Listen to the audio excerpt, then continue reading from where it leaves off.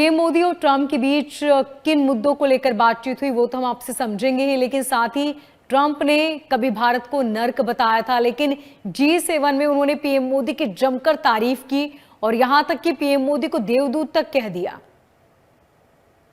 देखिए मोनिका जी, जो परिस्थिति है, मैं आपको हमेशा से कहता रहा हूं, ट्रंप के लिए भारत बहुत जरूरी है, उसके पास विकल्प नहीं है। हमारे यहाँ कहावत है, कहते हैं चांद पे थूकने से क्या होता, आप भी जानते हैं, मैं भी जानते हैं। और ये जो मोदी जी है ना, मोदी जी का राजनीतिक वर्चस्व ट्रंप से कहीं ऊंचा है, मोदी जी का राजनीतिक कद ट्रंप से कहीं ऊंचा है। और आज वास्तविकता है भाई, दुनिया की सबसे बड़ी डेमोक्रेसी का सबसे लॉन्गेस्ट सर्विंग प्रधानमंत्री, ऐसा स्टैचर दुनिया में किसी लीडर के पास नहीं। मोदी जी के अचीवमेंट्स को देखिए, फिनोमिनल है। मोदी जी की अपीयरेंस को देखिए, मोदी जी की एक्सेप्टेंस को देखिए जनता में, वो फिनोमिनल है। तो ट्रंप क्या कहे? ट्रंप ने सारी कोशिश की भड़काने की, उल्टा सीधा कहने की, पर अल्टीमेटली कहते हैं लौट के बुद्धू घर को आए। देखिए, भारत के बिना अमेरिका अमेरिका का भारत के बिना काम नहीं चलेगा। हम पिछले एक साल से बात कर रहे हैं। आज ट्रंप कह रहा है ट्रेड डील होगी। मैंने कहा जी, ये ट्रेड डील पे जरूर बात करेंगे, जो मैंने प्रेडिक्ट किया था। एनर्जी को लेके बात हुई, एनर्जी सिक्योरिटीज को लेके, उसको लेके बात हुई। और आपने एक चीज अजीब देखी होगी, हमारा तो अमेरिका के साथ कोई डिफेंस पैक्ट नहीं है। हमने तो ये नहीं कहा अमेरिका को हमारा संरक्षण कर दो। आज ट्रंप ने वहां बैठे बैठे जो मुल्ला मुनीर को थप्पड़ मारा है और जो पाकिस्तानियों को थप्पड़ मारा, जब ट्रंप ये कहते हैं कि इफ समबडी अटैक्स यू, और अगर मोदी जी प्रधानमंत्री होंगे तो अमेरिका आपके बचाव के लिए आएगा। ऐसा नहीं भारत को जरूरत है, ना मोदी जी ने कहा, ना हमने भया कि आप हमारी मदद कीजिए, हमारी सेना बहुत सक्षम है।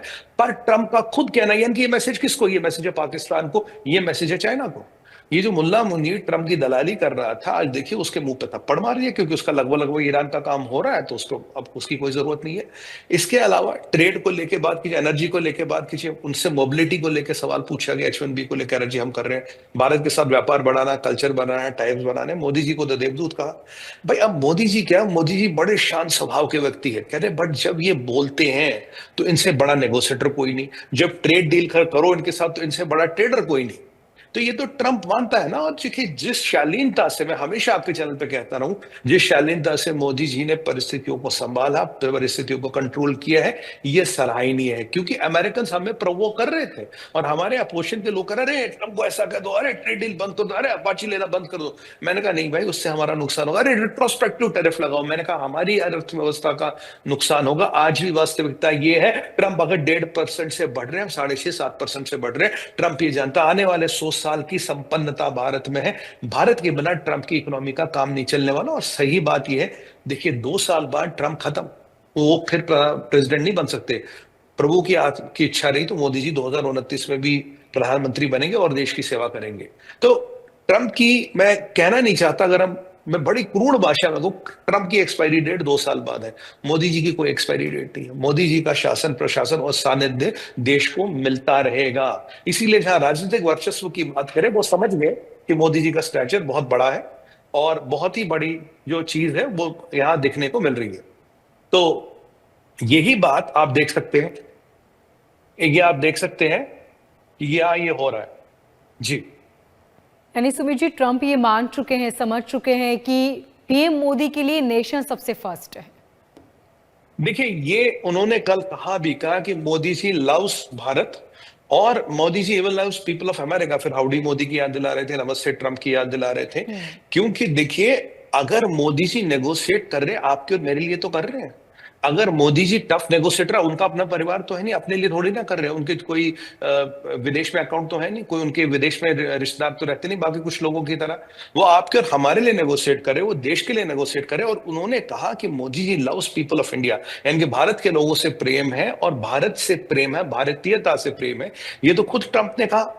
और इसीलिए उन्होंने कहा वो अमेरिका से भी प्रेम करते हैं। देखिए, मोदी जी किसके लिए लड़ रहे हैं? मोदी जी क्यों टफ नेगोशिएटर है, क्यों टफ ट्रेडर है? ताकि आपको और हमको ज्यादा से ज्यादा बेनिफिट्स मिले।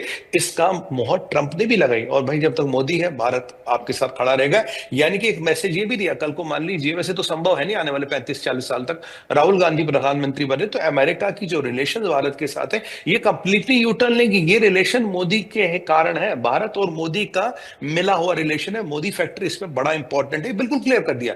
उन्होंने बोला as long as he is the leader, जब तक ये लीडर है तब तक मेरे रिलेशन है, अगर कल ये लीडर नहीं रहे, मेरे रिलेशन, मेरी वास्तविकता, मेरे समीकरण भारत के साथ बदल जाएंगे। बिल्कुल क्लियर, बिल्कुल अब ब्लैक एंड व्हाइट वाली बात है। तो यहां कहीं ना कहीं मैं आपको हमेशा कहता रहा, मोदी जी और ट्रंप की अच्छी दोस्ती है।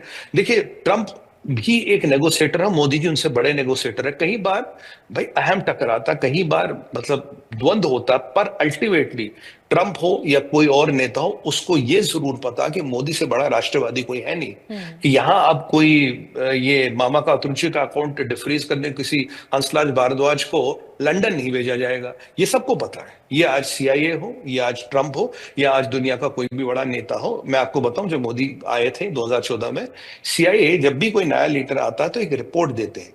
उस रिपोर्ट में सीआईए ने बोला था मोदी इज अनकरप्टेबल, आप मोदी को करप्ट नहीं कर सकते, ये सीआईए की रिपोर्ट थी।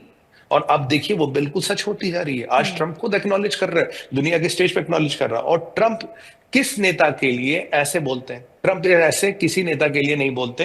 ट्रंप ऐसा किसी भी चीज के लिए नहीं बोलते। जितनी तारीफ उन्होंने मोदी जी की आपने सुना किसी की करते हो? मैक्रोन से तो हाथ मिलाने में भी उनको तकलीफ हो रही थी, हाथ मिलाने को तैयार नहीं थे। तो ये चीजें आपको दर्शाती है कि समीकरण और जो चीजें किस तरफ जा रही है और चीजें कैसे बन रही है। जी।